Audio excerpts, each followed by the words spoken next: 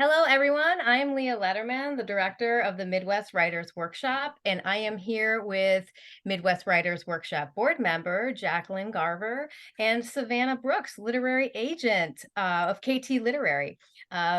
Savannah is one of our literary agents, faculty for the upcoming Agent Fest, November 1st through 4th of this year. It's online, and you can register for it at midwestwriters.org.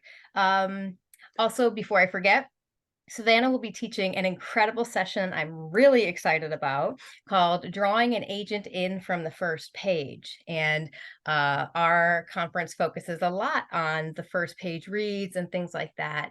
We have also practice pitch sessions. So there's a lot that goes into gearing you up for and preparing you for pitching to agents. And you will receive the opportunity to pitch to 3 separate agents as part of this conference when you register. So that's pretty awesome. And this year, I wanted to have, excuse me, Jaclyn and Savannah kind of hash it out a little bit about their relationship as writer and agent. Because, right, Jaclyn, you and Savannah came together as a result of Agent Fest. Is that correct? Yes, it is.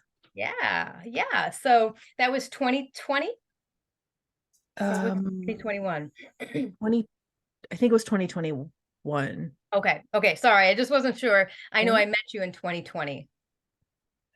Yeah, I would be Oh my surprised. gosh. I would be surprised if the conference happened in 2020, but It frankly, did. what is time? Yeah, we were actually one of the first ones to go online. We made the decision, and then the quarantine started happening like a couple weeks later, but we had already just, sunk that ship, as it were. But all right. So I want to talk then a little bit, Jaclyn, since obviously you had prepared a pitch. Mhm. Um, how did you feel going in, and how did you prepare for that? So this was my second Agent Fest, the 2021 one. The first one I went to was an in-person one, which was so much more nerve-wracking than the virtual one. Actually, like going there and sitting across from an agent, like I just felt like a big sweaty mess. It was, yeah. But for that, I had actually hired someone to help, where I kind of sent over my pitch and practiced with her, because I wanted to be comfortable doing it. If this didn't work, I wanted it to be because the story didn't hit and not because I did something wrong. So I prepped as much as I could to make sure I covered everything that needed to be covered in the pitch, and I was comfortable discussing it. And then at the 2021 Agent Fest, where it was all virtual, what was most helpful for me was those practice pitch sessions. I sat in on one with Kelsey Timmerman, who's another board member, and Matthew Clemens, who's just a longtime friend of Midwest Writers. And they were both so incredibly helpful with those practice pitches, going through them. And so, yeah, I guess those two were probably what helped me prepare the most. Okay. Wow, that's great that the practice pit sessions helped that much. Mhm. Again, another ringing endorsement. We didn't even pay her to say that. Well, Okay. and though, oh, sorry. Oh, no, please. So I mean, and that helped. But the thing is, I didn't actually, I wasn't signed up to pitch to Savannah. So you get to sign up for, so this is, I mean, I still feel like I like got one over on Midwest, which feels terrible because I'm a board member now and I don't want to do that. But you sign up for 3 agents and you pick them based on who represents your category. And Savannah had just started representing contemporary fiction. So I remember looking at your bio, Savannah, thinking I would love to work with this person, but these other 3 focus solely on adult. So I'm going to pitch there. I met Savannah through the first page reads. She had wonderful things to say during the first page reads. And I'm like, I don't know if this is a faux pas, but I messaged her privately. I'm like, I know these are blind, but I'm so appreciative of the kind words that you said. Thank you so much for your encouragement. She goes, make sure you pitch to me. So I Wow. pitched to 4 people. Sorry. The truth comes out. Oh, that's amazing. And what again, like a wonderful thing to see, like at all times, you're kind of ready and it's all networking. So Mm-hmm. that's really fantastic. Thank you for that. Now, Savannah, Jaclyn kind of just mentioned, that you met her in the first page read, or well, you didn't meet her, but you met her work in the first page read. And so then how, I guess I was going to say what caught you about her pitch, and even what caught you about that note that she sent. Can you tell me about that? Yeah, well, I think that this is sort of like everyone's fairy tale of what's happening, right? Jaclyn had her first page read. I heard it. I was like, wow, I love this. And I think it highlights just how subjective agenting is, because what I loved about Jaclyn's first page was that it was very funny. We're like in this scene where our main character is like hiding in her car from her sister-in-law. And as that's going on, the song Sexy Back is playing and she's like singing along to it. And what made that first page so powerful for me was the nostalgia factor, which is something that can be kind of hard, right, to hit on. Like, I don't have on my query manager, like, please send me books that have 2000s pop references because I will love them, even though I will. But that's not going to be true for every single agent. So we read this. I was like, oh my gosh, I'm really obsessed with this. And I think that it just kind of goes to show, if an agent is expressing like that kind of interest, shoot your shot, right? Reach out and see what happens, because yeah, sometimes for agents too, when we're at conferences, we don't want to mess things up. Like, there are very hardworking people who put on these incredible conferences, and we don't just want to waltz in and be like, there go, all your logistics.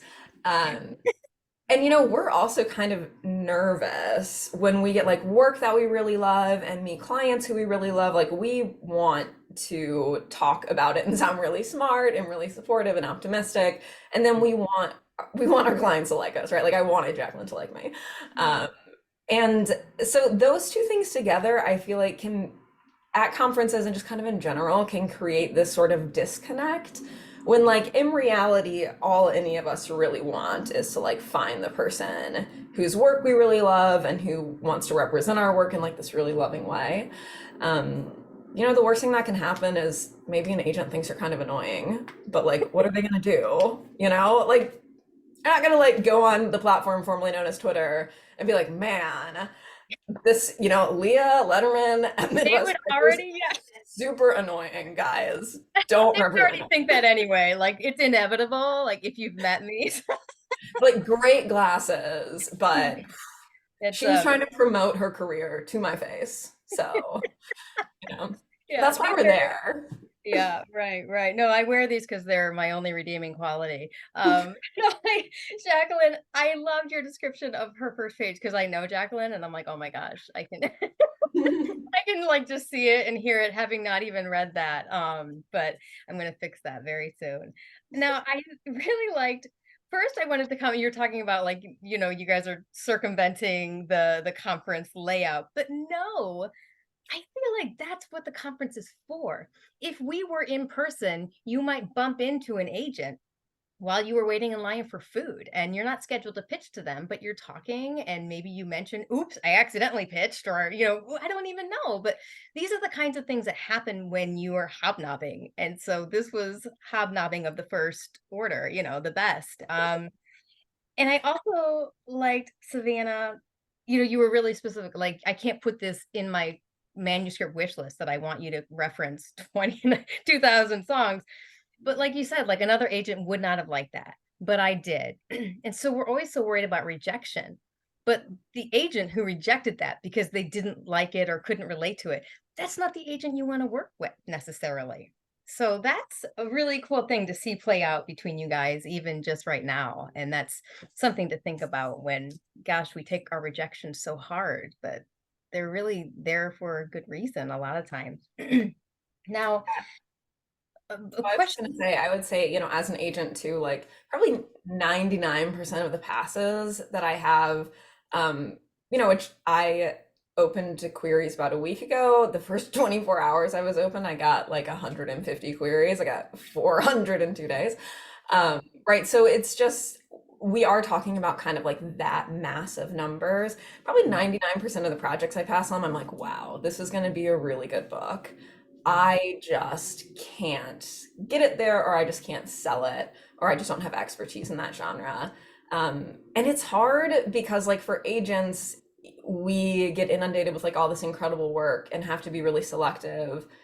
And on Hmm. the author side, it's hard to sort of communicate like, wow, this is really good. It's just not for me, Yeah. except in that phrase, which is so overused. So, you already had read her first page. And when she sent you the note, you remembered the first page.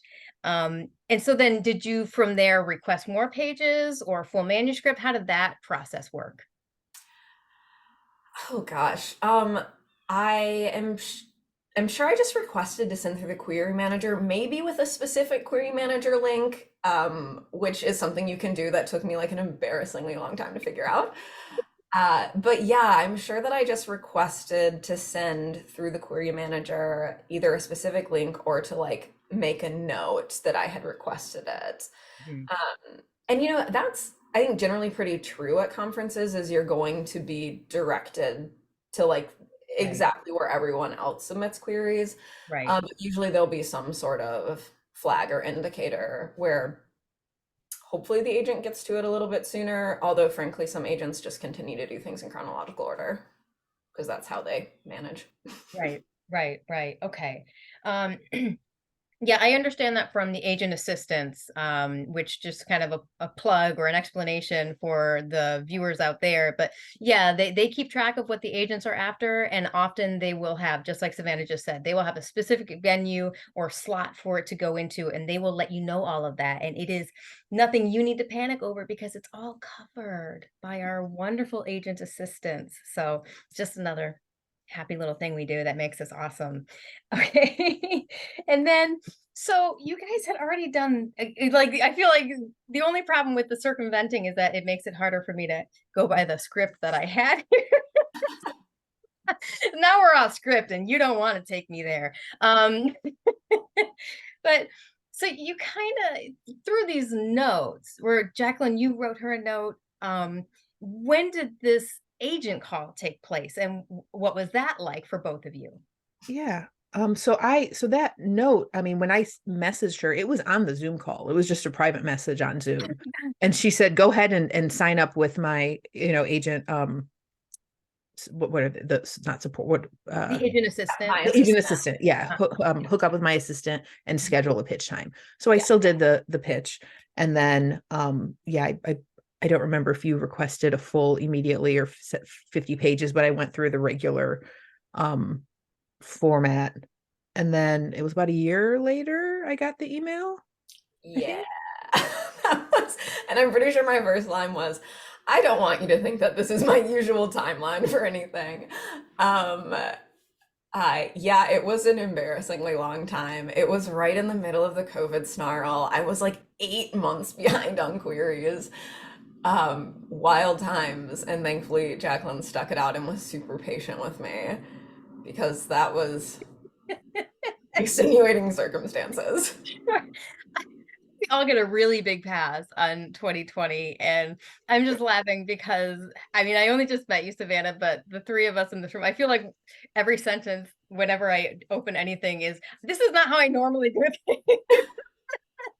Uh, And she means it. She absolutely means it. That has not been, No, and right, right. But I mean, just that sometimes, though, even in non-extenuating circumstances, these things do take a while, right? There is a lot of sure. patience involved. I've heard many stories of people having to wait, but with each other. Um, but so it was Savannah, you mentioned that your first line was that a phone call or was that an email? I didn't catch that because I'm curious about the actual phone call and how that worked. yeah, that was, I think, the email where I requested a Okay, phone okay, call. got it. I'm pretty sure. Okay. And then how did the phone call go? I mean, to really get to talk to each other that way. Jaclyn, I saw your face like, what do you remember? I mean, I feel like I've been a hot mess throughout this entire process. Like I There kind we of feel go. like I kind of blacked out and just didn't hear what I was saying, wasn't speaking in English. Um because honestly, I mean, I'd been pitching this book for 5 years. Yeah. So I didn't, I mean, I was just at this point, it's just kind of like, I don't know that I expected this. Actually, not, I know I didn't expect this because I remember when I got Savannah's email, I lost it so much. My husband was like, good news or bad news, good news or bad news. Like he didn't know what my reaction was. And so I was floored and he's like, I'm not. I knew you were gonna like it was just so matter of fact. So um I remember the being very smiley on the call. Like I said, blacking out a little bit. Realizing that and this was, Savannah, you mentioned that, we want the authors to like us too. I realized that on that call and it blew my mind because, you spend so much energy and time you're as a writer and as a querying writer to come across as relatable and likable and dependable and talented and not too pushy, that when you connect with an agent who wants to work with you too, it was a shock to be like, oh no, they feel that too. Agents are people too. I mean, it's the most ridiculous thing in the world, but it was such an aha moment. I'm sorry. No, I'm like, I'm still not sure I believe that. Like, It's fair. they're these mythical creatures. How wonderful. I mean, after 5 years, and I think so many of our attendees are going to be able to relate to that, to having spent that long in Savannah. I'm sure you have met many a client who has said, I've been searching and searching. And so it's so nice that then, as to, you guys being nervous, the agents, like, but you give them a home finally, and how wonderful and sweet that is. So Yeah. that's I also think it's very funny because this reaction that you just heard from Jaclyn is literally the exact same reaction she had on our editor call, to the point where afterwards she was like, Savannah, I literally forgot the name of my project.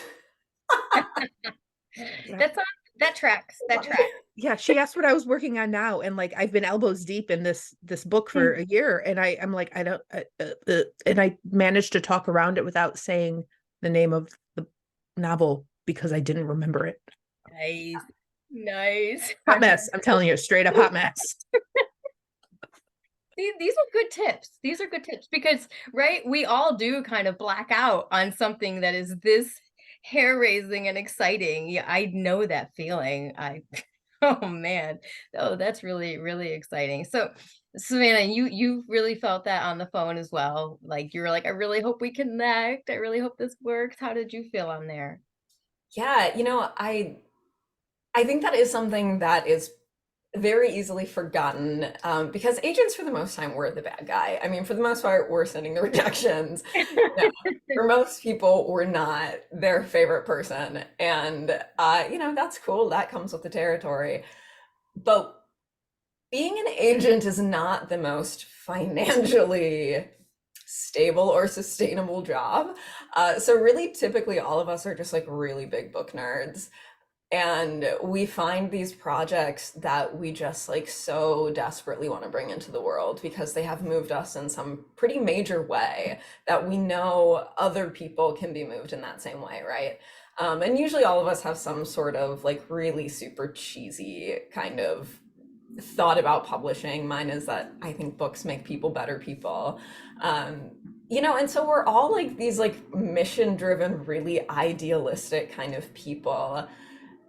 And I think that that gets lost a lot because the business of publishing is so demanding that the artistry very often falls to the wayside. And I think that's why authors a lot of time feel the negative sides of publishing most immensely, because the negative side of publishing is just the business side of publishing, right? Right. That's the part that we all have to put up with in order to create the really magical art. So when we find that art, it is, it's like playing Risk. Like you can lose friendships over these things. If you have an agent friend and you both want something really duking it out, that has never happened to me, thankfully. That's why we don't want people submitting things to multiple agents at the same agency, actually, is because that can get very contentious. But yeah, so we really want that, and we're really like nervous about losing out on it. Because if we see the magic in it, we're just assuming that like every single other person sees the magic in it. You know, it's like when you're watching like a sports match, I feel this way about soccer, and like the other team has the ball in your half, and you're like, no matter what, they're definitely going to score, even though the odds are like totally against that. It's like no matter what, someone else is going to swoop it enough for Jaclyn representation before I can respond to her.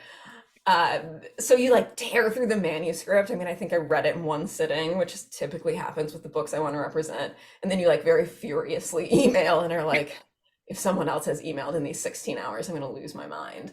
But it does happen. It does happen to people. So yeah, we have that same sort of like really urgent, furious, manic response. And I don't think you can work in publishing without keeping that like magical relationship to literature. And the moment that kind of like manic energy goes away is the moment where working in publishing isn't worth it anymore. Frankly, like it's a hard industry and there are a ton of barriers, and it's inequitable in a lot of ways, right? And so you have to feel like you're bringing magic into the world, which is such a cheesy thing to say, but I think there's a reason that we say it in publishing so much, that publishing and books and magic are all tied together, Wow. because it's so transformative and transportive. Oh my Not God. What a fantastic response. Thank you. You just blew me away. Really, that was so honest and just open and exactly what people need to hear, because you're right. We do see the agents as the bad guys, the gatekeepers.